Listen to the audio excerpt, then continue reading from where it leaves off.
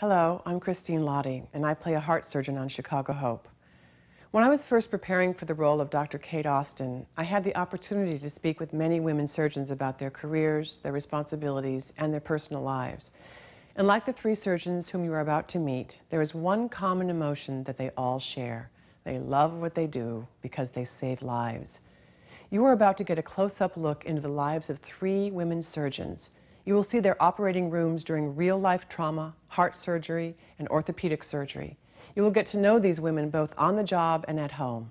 And most importantly, you will see how they balance successful and satisfying careers with rewarding family lives.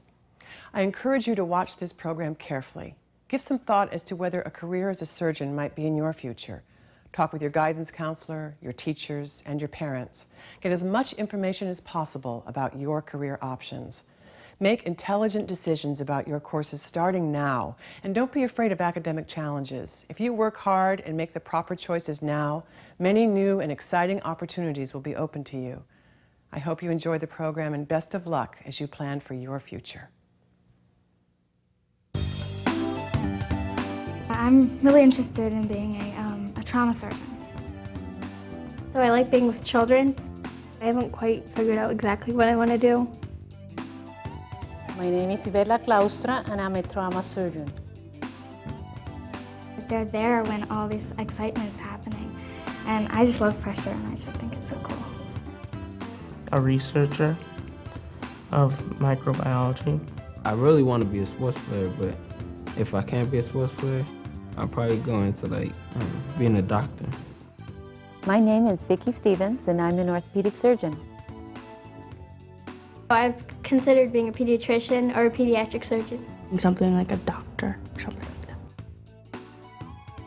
My name is Rosalind Scott, and I'm a heart surgeon. I know that I can do it. If anybody could do it, I think I could do it. It wouldn't really matter if I was a boy or girl. If I really want something, I can work hard enough to get it.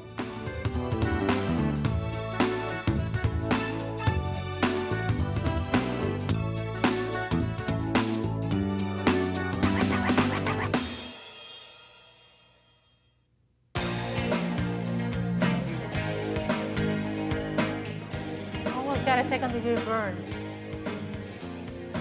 I see the field of surgery that you have to love. Bringing someone back to life, I don't think there's anything more rewarding in life.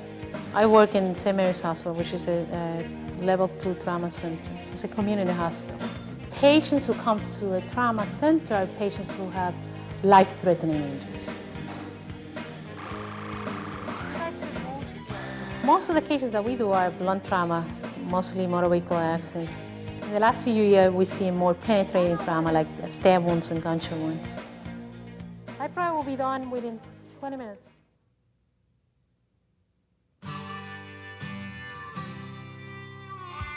I am a member of the San Carlos Apache tribe. The reservation is where I do most of my work, where my relatives and many of my friends live. I also have a limited practice in the mining community called Globe, which borders the reservation. We have a small hospital that's got 50 beds and a very wonderful operating room that we just remodeled. The people on the reservation lead a life that is fairly isolated from the mainstream of American culture. Economically, we struggle with a poverty level that's quite astounding, and many people live from welfare and Social Security payments. Your pins were... Yeah, there you go. You got shot with the BB, huh? And you're the one that did it, huh? You wanted to see if the BB would go through your shoe, huh? And it did, huh? Yeah, it went right into your toe. Hi. I find that working amongst my own people, being in the kind of country that I grew up in, being around people that I know real well, gives me a sense of confidence and comfort that I know is good for me as a person. And therefore, I've chosen to be in the environment where I know my strength is the greatest. Does that hurt you now? Hi, Vicki.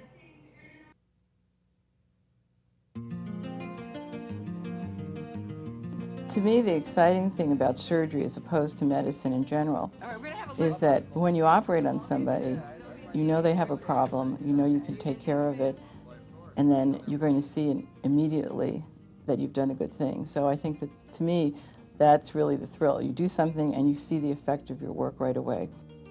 I'm at the Cleveland Clinic Foundation in Cleveland, Ohio, which is currently the institution that does more open heart surgeries than any place in the country. They did over 4,000 last year. The trick is to remember which room to settle for this door. Oh, almost. Door number 1 or door number 2. Your interest in cardiac surgery and medicine has to almost be seamless with your being. It has to be so much a part of you. And for me, it's seamless with who I am.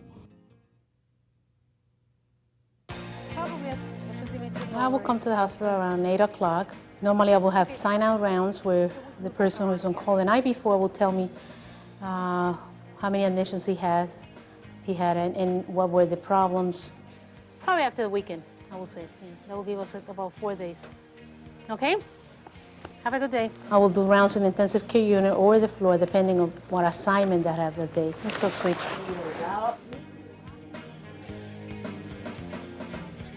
Hey, Meredith.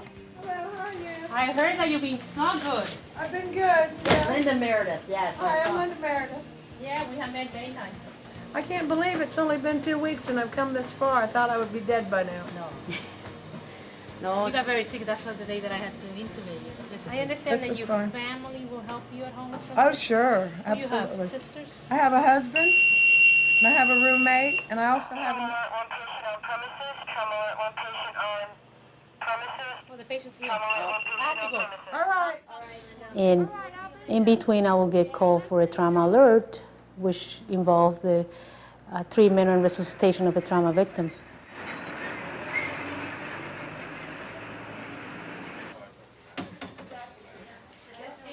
Trauma surgeon has to take over. He's a captain of the ship. And basically, you have to make sure that everybody does their part in the resuscitation.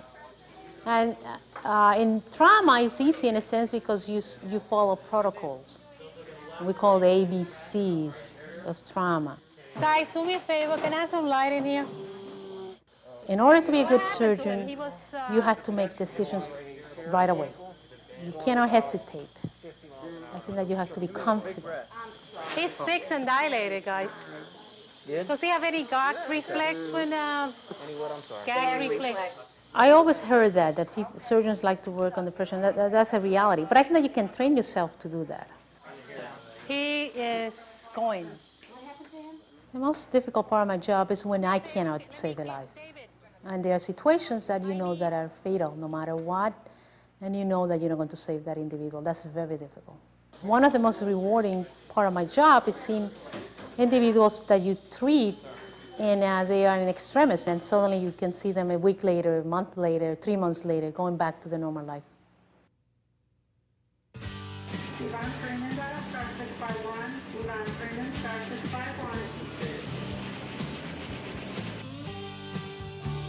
Orthopedics is a peculiarly physical specialty in medicine. It's closer to a craftsmanship, how well you can set a bone, how well you can put the little itty-bitty pieces together, how well you can sew a tendon without having straggling pieces coming out of it.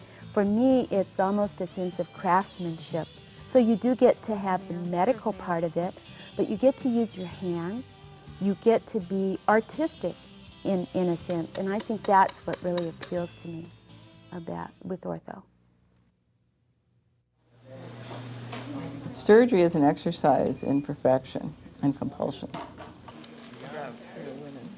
What I think about when I'm in surgery is making sure that I'm completely focused on what I'm doing and remembering all the steps. I will have thought about how I'm going to do the operation.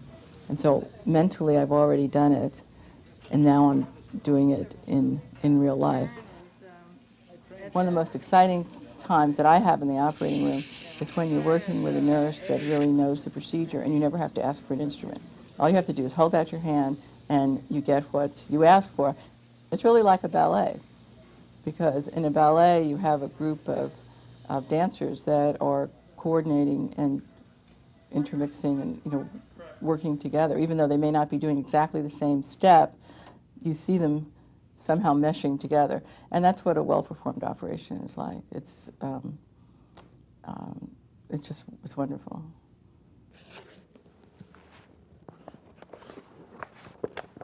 I am in academic medicine, and what you do in academic medicine is still taking care of patients in the same way. But in addition, you can be involved in teaching the next generation of physicians, which I think is very important because I need a well-trained physician to take care of me when I get old and sick. So I say I better protect my own self and my family by making sure the next generation of physicians are also well-trained. I'm married. I have 3 children, ages 9, 7, and 6. My youngest is a daughter, and my oldest is a boy. My 2 oldest are boys. How many of you have been in a hospital already? All of you have been in a hospital. How many of you have been a victim of it? One of the things that I like to do is go to my kids' classes and tell them I'm a surgeon and this is what I do for a living. And they will be surprised because they see you as Manuel's mom or Adrian's mom or Bianca's mom. They really don't realize that a surgeon can be the average person next to you.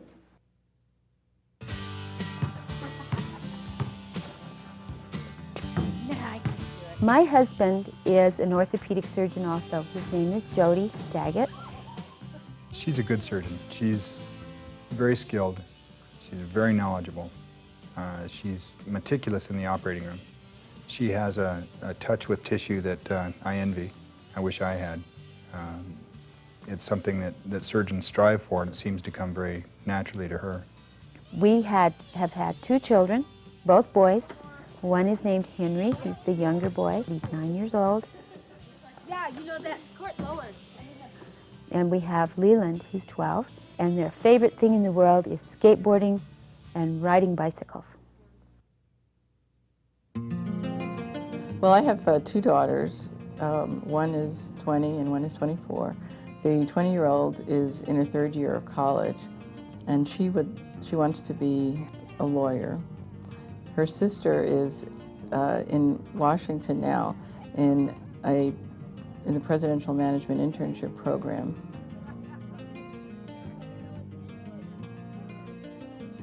I'm about the midpoint in my career, so I am not satisfied with where I am now. I still have places that I want to go. It always fascinates me how hard we work to make things better when somebody's gotten sick. But just to imagine what it took and the imagination and the wonder of what God did in creating it in the first place. When did they decide when they wanted to become a surgeon? Well, my father was a dentist, and all of his friends were either physicians or dentists. So I really grew up around a lot of medical people. When I was growing up, I spent a lot of time in his office when I could. And one of the big thrills for me was when he let me sterilize his instruments and then put them back in the drawers in the little grooves that each instrument belonged. My father, who did have heart trouble, he had his first heart attack when I was in 3rd grade, said that I should be a heart surgeon because there weren't any women that had been really great heart surgeons. This would be a real opportunity for me.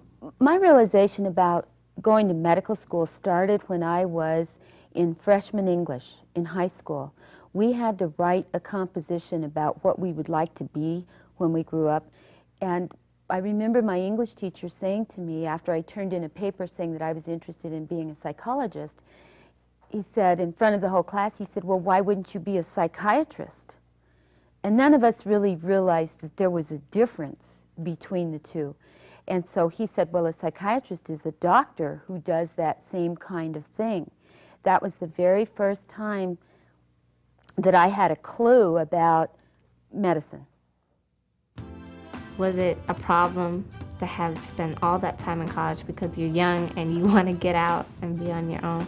The educational process for medicine today is a long one. First, you finish high school, of course, and then go on to college.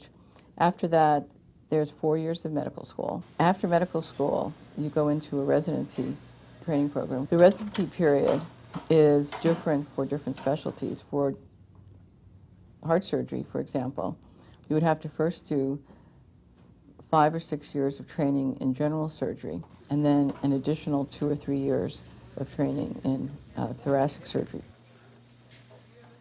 And then, of course, there are a number of individuals who are interested in going into academic medicine who would take another 2 or 3 years doing research, perhaps going to NIH. The way that my medical school training was paid for is what's called the Health Professions program through the United States government. If you are willing to pay the money back after you finish, you can get loans, and I did in this case from the Public Health Service, loans that pay very good money on a monthly basis and help cover your tuition and all of your living needs. The funding really ought to be the last thing that people worry about. The money will come if the talent and the dedication are there. The advice that I would give to a young person is that this is one of the most exciting things that you can do in life, and that it is easy, as anything is easy, when you have a real passion for it. And so then the work becomes reward. You know, it's a very competitive field, and if you want to get into a good medical school, you have to have good grades. But again, if you do it in a way, if you structure your time and you have fun, and at the same time you have good studying habits, you can do it.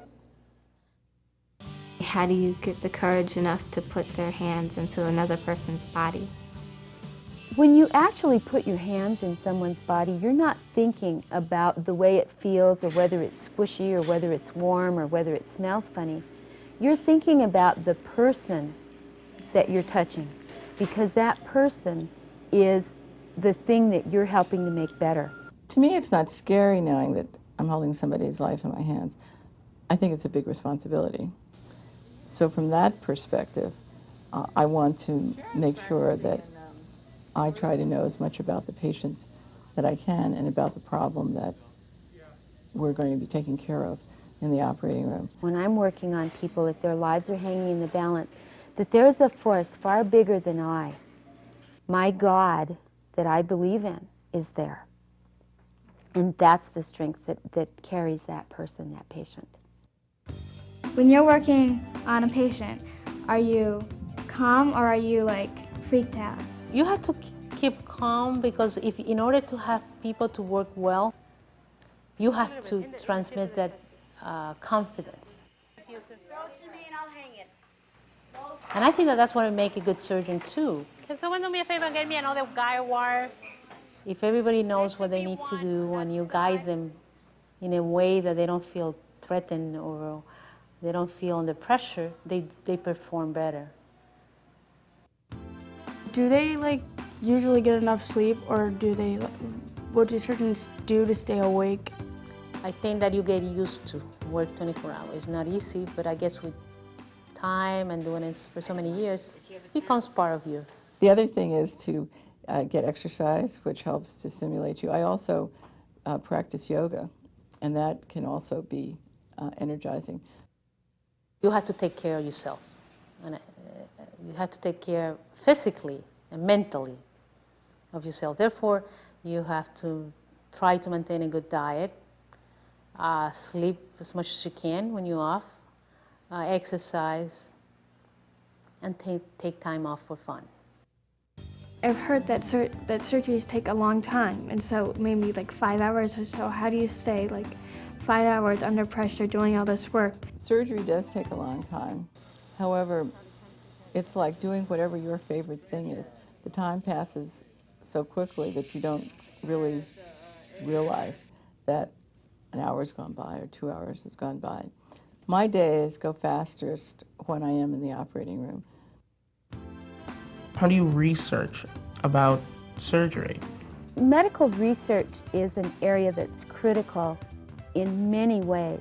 One of the areas that affects me particularly, since I serve a disadvantaged population without a lot of access to money for care, we can do things now because of research that can get people better faster. Is it easy for you to get a job, or is it harder because you're a woman? A woman has, I believe, a more sensitive nature towards people in pain. I think that we tend to be more emotionally involved with our patients and therefore able to support them better. We also are good with our hands. You notice women do the sewing at home. We do cooking, and good cooking takes talent, takes being able to do certain maneuvers. Women traditionally have done things that require all of the skills that surgery requires. Because basically, I think cutting and sewing should be a woman's profession. It was really, to me, a natural extension of what women do anyway, and that men have to learn how to be sewers and cutters. So my big argument is that surgery is women's work anyway. What's the feeling when you lose a patient? I mean, isn't it hard for you, like your first time losing someone? There are two aspects of losing a patient. When you lose a patient and you know in your heart that if you saw the same kind of patient with the same kind of problem tomorrow, you would do exactly the same thing, then you just have to accept that you know that you can't fix everything. You know. When you really are disturbed is when you feel that there was something you could have done differently. When you're a surgeon, do you have a life? Yes, I think as a surgeon you can have a life. Just as how you have to structure and organize your career, you also have to structure and organize your time off so that you maximize the things that you do and how you do them. The way you balance being a mom and being a surgeon is to make sure that you structure your life in a way that makes living your life fun. Is she doing something with them and then all of a sudden the beeper beeps and she has to like run off to the hospital? In some ways, being a surgeon, it's kind of mechanical, you know. You hear that beeper, it goes off, you run. And that's kind of, you know, the Energizer Bunny. You're kind of just going and going and going. But there's the other side of you that you have to pay some attention to.